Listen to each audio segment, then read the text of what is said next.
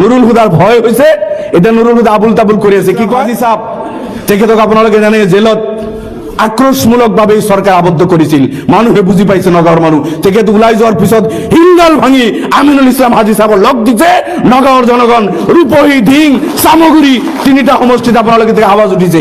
নুরুল হুদার ভয় হয়েছে, নুরুল হুদার ভয় হয়েছে, এটা নুরুল হুদা আবুল তাবুল করেছে। কি কয় ইউডিএফর জন্ম না হলে বলে বিজেপি না আইলেতেন। নুরুল হুদা ইমান দুর্বল আপনি কিও, ইউডিএফর জন্ম না হলে বিজেপি না হে মেঘালয়ত ইউডিএফর জন্ম হয়েছে নাকি? আপনার সরকার আছিল কত গেছে আজি 10 বছরের পর মেঘালয়ত এজন্য বিধায়ক আপনার আনিব পড়া নাই।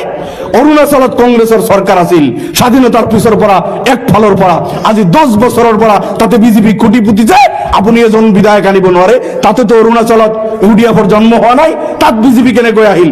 ত্রিপুরাত আজি বিজেপি কেনেকে আহিল, তাত তো ইউডিএফর জন্ম নাই। আজি মিজোরামত বিজেপি কেনেকে আহিল, মিজোরামত তো ইউডিএফর জন্ম নাই। নাগাল্যান্ডত বিজেপি আর তার লোকাল পার্টি মিলি কেনেকে সরকার চলাইছে, তার তো ইউডিএফর জন্ম হওয়া নাই। উত্তরপ্রদেশের পর আরম্ভ করি ওয়েস্ট বেঙ্গলের পর আরম্ভ করি হারিয়ানা রাজস্থান দিল্লি সব স্টেট বিলাকত আজি বিজেপির সরকার, তার তো ইউডিএফর জন্ম নাই। আপনি ভুল কথা কই মানুহক বিচলিত করিব নোৱাৰে।